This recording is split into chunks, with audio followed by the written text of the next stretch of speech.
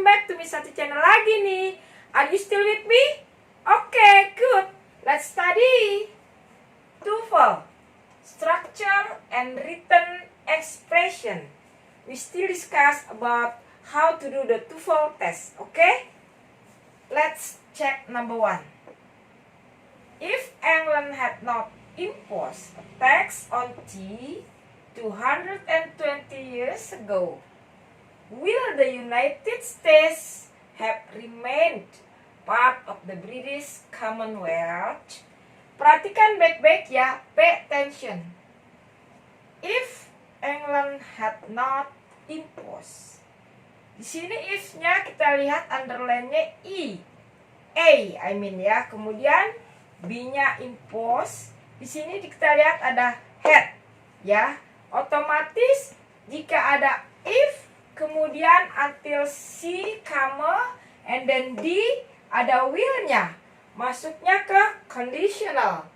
Lalu kita cek lagi di sini ada had sama verb 3 ya. Ini ada had, di sininya verb 3. Kenapa di sini verb 3? Karena posisi had harus dengan verb 3, kata kerja ketiga. Lalu dari bentuk if ini sampai di sini C, dia masuknya ke if clause. If clause. Otomatis dari if clause ini jika ada had kemudian verb 3, dia masuknya ke bentuk conditional type 3 ya. Conditional type 3. Oke, jadi pasangan dari conditional type 3 adalah if clause-nya itu rumusnya if, kemudian subject, had, lalu verb 3, lalu objek, setelah koma atau comma, dia pilihan di main clause-nya adalah di sini if clause-nya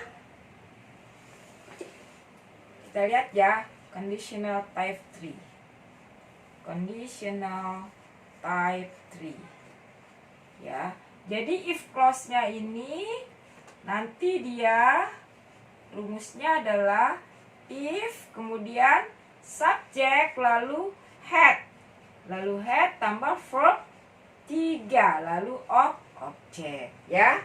Jadi pas ya, if kemudian subject had lalu verb 3 ya. Walaupun di sini ada negatifnya atau not, tetap verbnya 3. Oke? Kemudian dia lari ke main clause-nya, yaitu rumusnya adalah subject, kemudian would ya. Setelah would, have, lalu verb 3 plus objek. Oke? Kita lihat, perhatikan di main clause-nya. Di sini dia kalimat pertanyaan. Otomatis depannya harus will ya. Kemudian kita lihat susunannya.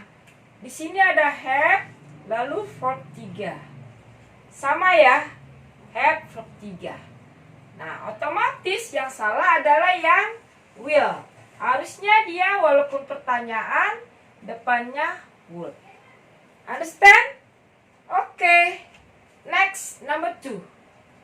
Perhatikan baik-baik.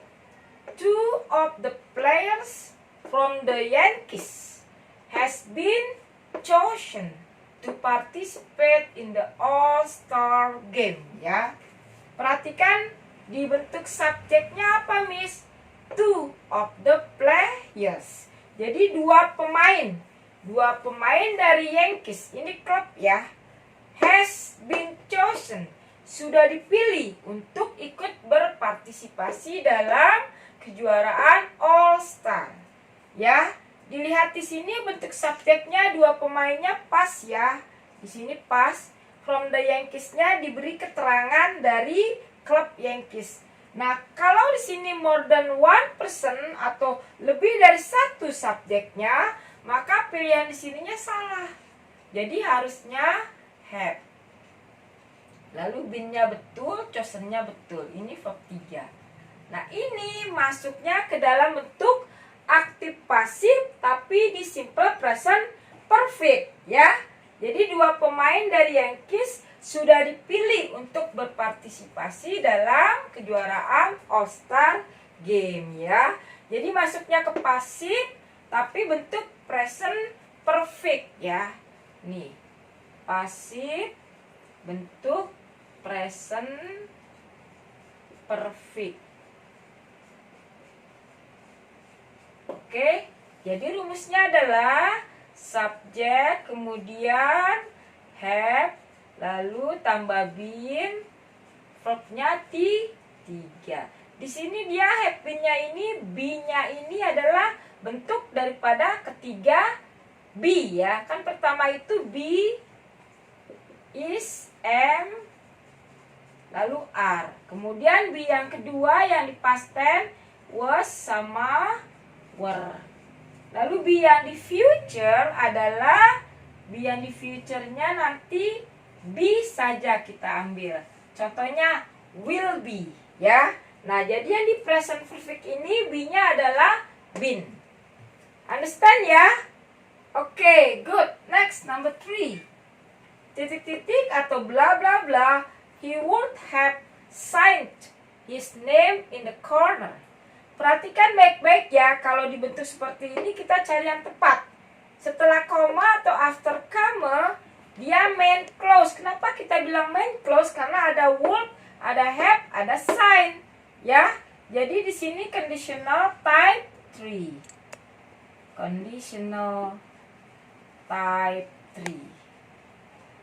Oke, pasangan dari main clause-nya would have sign. Berarti if clause-nya harus bentuk subjek, if dulu, kemudian subjek, have, tambah verb 3, lalu objek. Kita cari ya, yang susunannya sama seperti ini.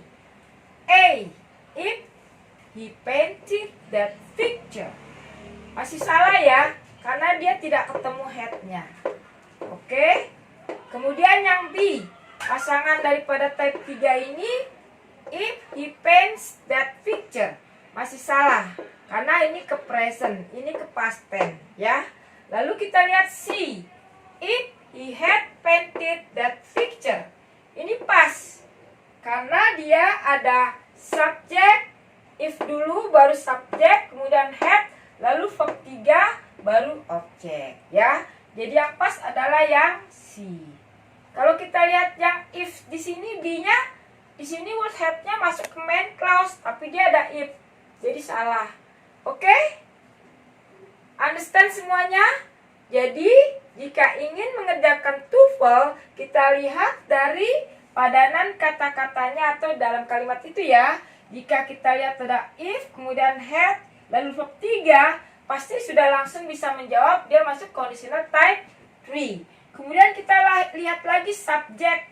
Lalu kata kerjanya apa? Ada has, been, lalu verb 3. Ada been dan verb 3. Otomatis ke pasif tinggal dipilih saja pasangannya has atau have. Oke? Di sini juga yang number 3 masuknya ke conditional type 3 ya. Kenapa? Kita lihat di sini ada would, have sama verb 3. Otomatis if clause-nya harus yang bentuk ketiga. Oke? Cukup sampai di sini dulu ya. Jangan lupa untuk subscribe, like, and comment. Bye-bye. Assalamualaikum.